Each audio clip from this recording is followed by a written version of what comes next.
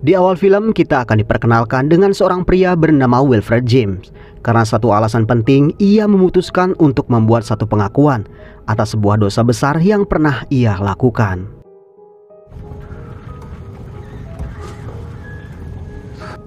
My name is Wilfred. This is my confession.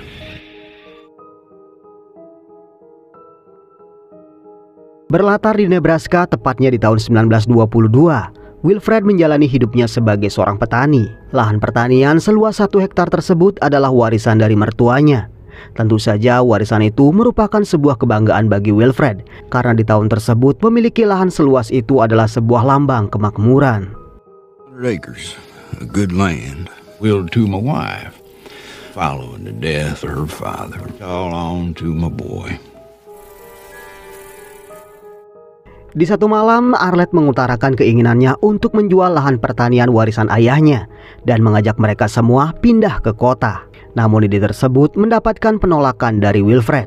Ia pikir hidup di kota hanya untuk orang-orang bodoh saja. Henry, putra mereka, pun menentang gagasan ibunya. We could move, or even St. Louis. I want to live in Omaha or any city. Our cities are for fools. We can talk about this after supper. Keesokan harinya, rapat perihal penjualan lahan kembali menemui jalan buntu. Will mati-matian menolak ide tersebut karena ia sudah begitu mencintai lahan pertaniannya. Saking kesalnya, ia sampai-sampai ingin menceraikan Arlette. Namun di luar dugaan, Arlette sama sekali tak takut jika mereka bercerai. Ia merasa hidup sebagai seorang petani tak akan mampu membuat hidup mereka lebih baik. Ia pun tetap akan menjual lahan tersebut dan membagi 2 hasil penjualannya. Lalu mereka bisa bercerai seperti yang Will inginkan. We sell 100 acres, and then we split the money. Divorce. Just give me a little time.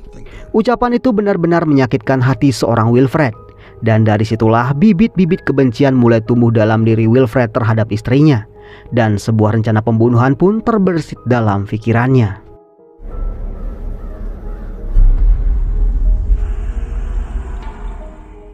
Will mulai teringat akan Henry yang memiliki pacar bernama Shannon, anak tetangga jauh mereka. Ia pun berpikir kalau putranya akan setuju dengan rencananya. Saat Henry dan Shannon ada di basement, Wilfred pun meminta waktu Henry untuk berbicara. Di mana disitulah Wilfred mulai mencuci otak Henry agar membenci ibunya dengan mengatakan kalau ibunya benar-benar ingin pindah ke kota. Dan tentu saja hal tersebut akan membuat Henry dan Shannon harus berpisah. Protect the thing that you must have, even if someone died. If she was gone, live here peacefully. Sejak hari itu, Henry mulai berani melawan ibunya dan menolak tegas pindah ke kota yang bernama Kota Omaha. Tapi rupanya keinginan Arlette sudah benar-benar tak bisa dicegah. Ia sudah menemukan pembeli dan setelah terjual, Henry harus ikut ke kota bersamanya. Lawyer assures me the land is mine, and I'm gonna sell. And you just sit there. Leave off. So we could be a family again. You, my son, are coming with me to Omaha. Keesokan paginya, tak ada angin tak ada hujan, Will mengungkap kalau ia dan Henry setuju dengan ide menjual lahan dan pindah ke kota. Tentu saja kabar tersebut membuat Arlette benar-benar bahagia. Di situ Arlette juga berkata kalau Henry akan menjadi pemuda kota. Ia pun dipersilahkan menggagahi pacarnya selagi ada kesempatan. Dan ucapan itu rupanya membuat Henry sangat kesal. And if my son don't know the color of her nipple, you just make sure when you're laying down with her, rub it with you, Johnny. That really feels good. Stay out of the home place. Mereka kemudian minum-minum di mana terlihat Will sengaja membuat Arlette mabuk semabuk-mabuknya. Setelah itu ia pun membawa Arlette ke kamarnya. Dan rupanya semua itu memang bagian dari rencana Will.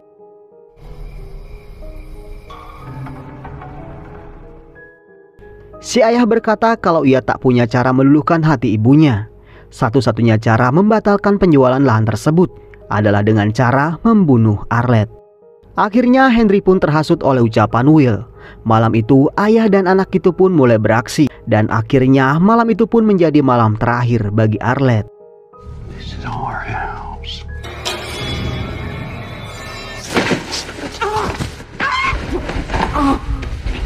All right, get out of here.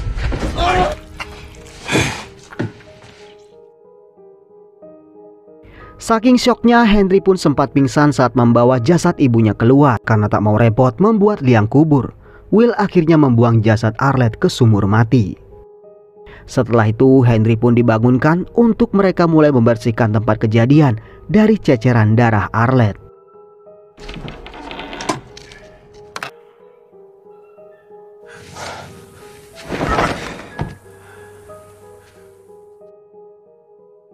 Keesokan harinya, Will mulai menyeting TKP agar terlihat Arlette seolah-olah kabur dari rumah. Will mulai mengumpulkan pakaian-pakaian Arlette dan membuangnya ke sumur.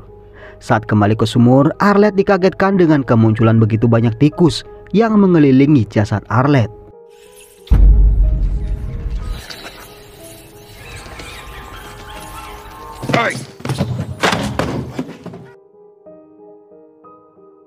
Ketika Will di ladang, ia melihat seseorang datang.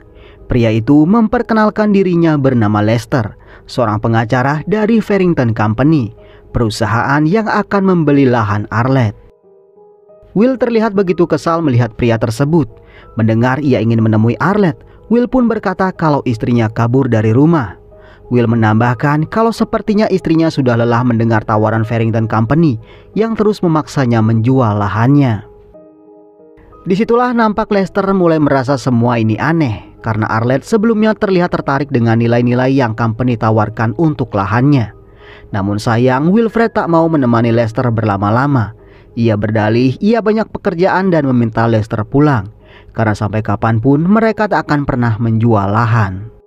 Tell this man, where is your mama? Called me up for breakfast Friday morning. She was gone, packed and gone. Is that the truth, son? Yes, sir. Agar kejahatan mereka tak tercium, Henry mengajak ayahnya menimbun sumur tersebut. Namun si ayah berkata kalau mereka harus memikirkan alasan yang tepat untuk menimbunnya. Ia yakin Lester akan kembali membawa sheriff dan mereka akan curiga jika melihat sumur yang ditimbun begitu tiba-tiba. Akhirnya Will memutuskan untuk membawa satu sapinya ke atas sumur dan sengaja ia jatuhkan. Now what?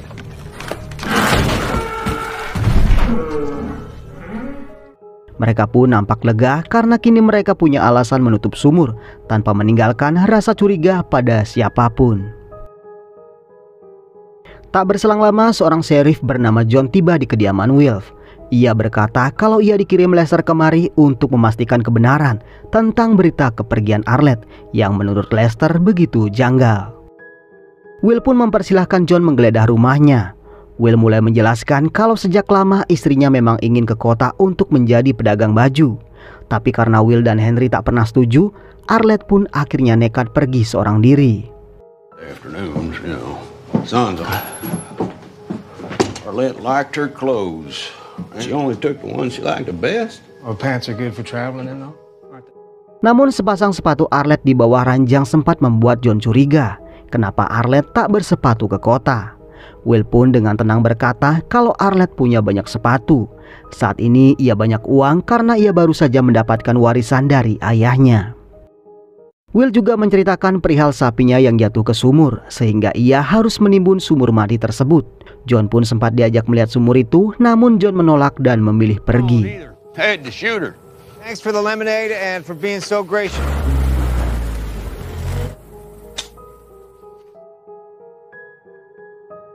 Beberapa minggu setelah kematian Arlette, Will menjalani hidup seperti biasa dengan tenang dan damai. Will benar-benar berhasil meyakinkan semua orang kalau istrinya memanglah kabur dari rumah. Namun hari-hari tenang itu mulai berubah menakutkan. Ketika satu malam Will mendengar suara erangan ternak sapinya. Saat Will ke kandang, ia melihat banyak tikus yang menggigiti sapi-sapinya. Saat dilihat, tikus-tikus itu datang dari pipa sumur mati.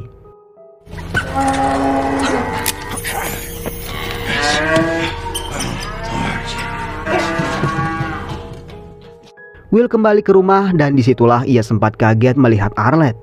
Namun ternyata yang ia lihat adalah Henry. Oh, what happened? Just thought I heard a fox trying to get into. Beberapa hari berlalu, satu ketika Henry mengabarkan kalau pacarnya hamil 5 bulan.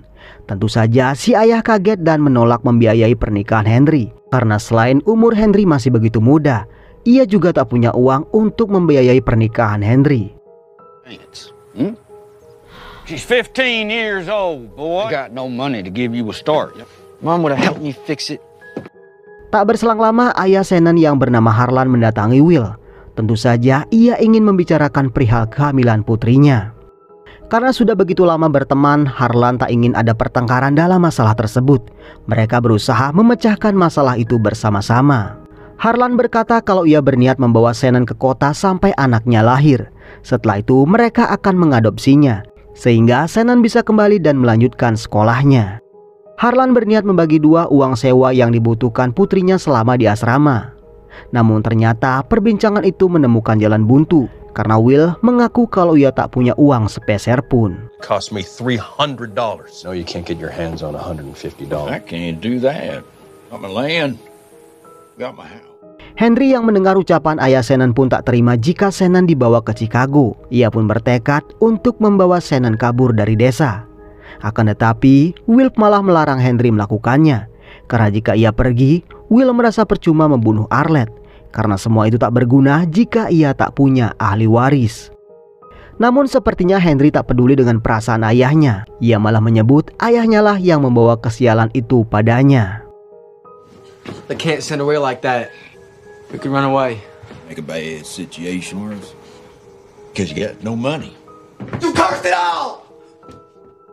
Will akhirnya menemui seorang pegawai bank untuk meminjam uang dengan jaminan lahan dan rumahnya. Will pun dengan mudah mendapatkan pinjaman yang bahkan melebihi kebutuhannya. Namun saat keluar kantor, Will malah menemukan surat di mobilnya, di mana ternyata surat itu ditulis oleh Henry. Ia mengatakan kalau ia ingin kabur bersama Shannon. Tentu saja hal itu membuat Will merasa sangat terpukul. I guess you know where I'm going. I love you, Papa, even if I don't. Your loving son, Henry Hank James. Beberapa hari kemudian, Sheriff John mendatangi Will, di mana ia mengabarkan adanya sebuah perampokan di kota. Dari ciri-ciri yang diceritakan korban, John menduga kalau pelakunya adalah Henry. Somebody held up a grocery store on the man's hat, slouched over his eyes. So far as I remember, he flannel shirt. Sontak saja Will marah-marah putranya dituduh telah merampok di kota. Will berkata kalau Henry tak pernah memiliki pakaian yang seperti John ceritakan. Saking kesalnya, Will pun meminta John pergi dari rumahnya. Good day, Sheriff. Talk is cheap. Will kembali ke bank untuk mengambil uang pinjamannya yang telah disetujui. Saat ingin menyimpannya di lemari, Will malah digigit seekor tikus yang membuat tangannya terluka. Ini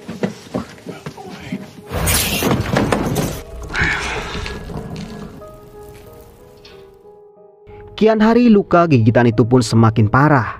Takut tangannya borok, Will pun berniat ke klinik. Namun hujan salju yang begitu lebat membuat mobil Will tak mau menyala.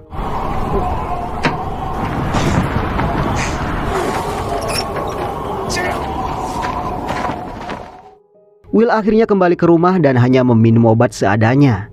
Tak lama kemudian ia dikagetkan dengan hempasan pintu yang begitu kencang. Will semakin kaget saat melihat Arlette berdiri di teras depan.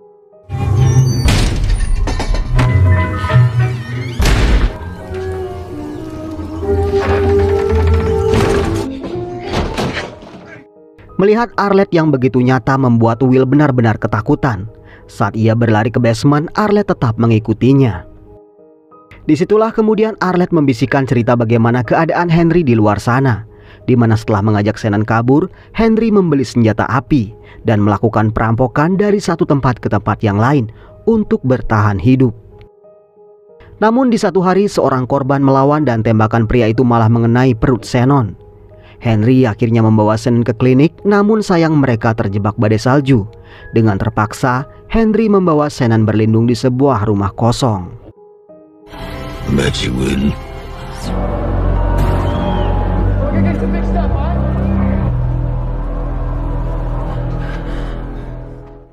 Saat kembali dari mencari kayu bakar, Henry mendapati Shannon sudah tak bernyawa. Ia pun memeluk Shannon dan mengikuti jalan kekasihnya.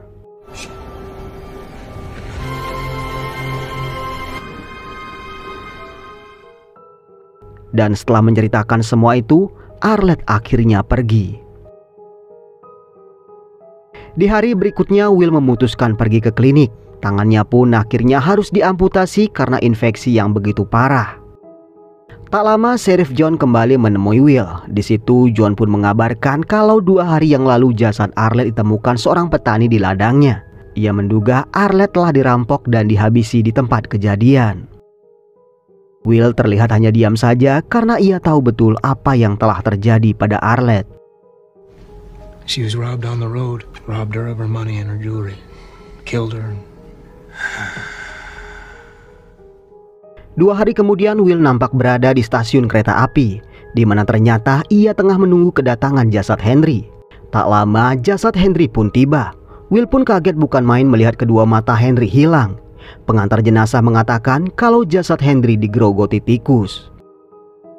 Acara berkabung pun akhirnya dilakukan. Terlihat begitu banyak yang menghadiri prosesi pemakaman Shannon. Akan tetapi saat prosesi pemakaman Henry, tak ada seorang pun yang terlihat datang.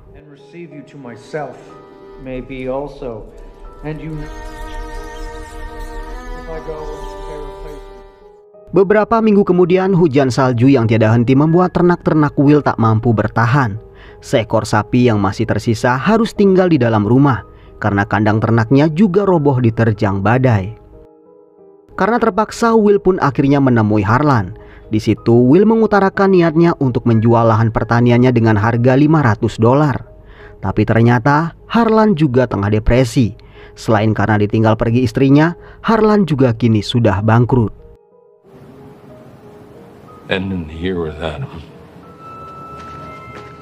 Saat kembali ke rumah, Will melihat sapi satu-satunya yang ia miliki dalam kondisi sekarat. Tentu saja Will tak bisa berkata apa, karena kini ia sudah tak punya apa-apa lagi.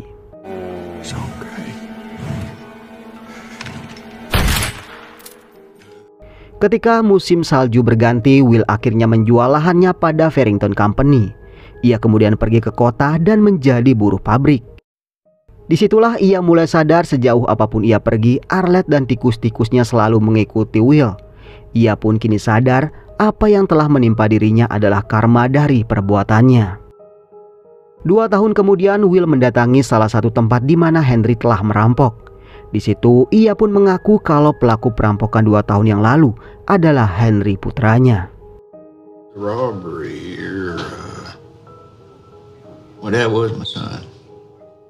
Will menjalani hidup dengan dihantui bayang-bayang dosa yang ia lakukan pada Arlette.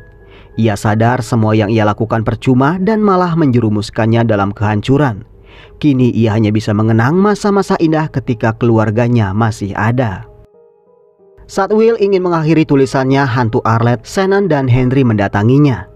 Will terlihat hanya bisa pasrah menerima apa yang pantas ia dapatkan. Dan film pun selesai.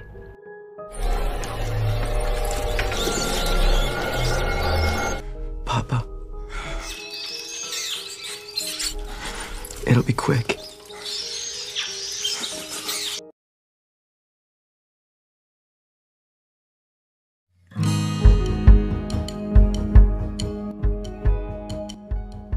Jadi begitulah kisah hidup seorang Wilfred. Keputusannya untuk menghabisi istrinya sendiri demi sebuah lahan pertanian yang ia bangga-banggakan membuatnya terjebak dalam kutukan dan kesialan. Di akhir cerita, Will mendapatkan ganjaran atas dosa-dosanya. Arlette, Henry, dan bahkan calon menantunya sendiri menaruh dendam yang begitu mendalam terhadap dirinya. Oke teman-teman, demikian alur cerita film kali ini. Mohon maaf jika masih banyak kesalahan dalam penyampaian alur ceritanya. Akhir kata, semoga teman-teman sehat selalu. Jangan lupa subscribe dan sampai ketemu di video berikutnya.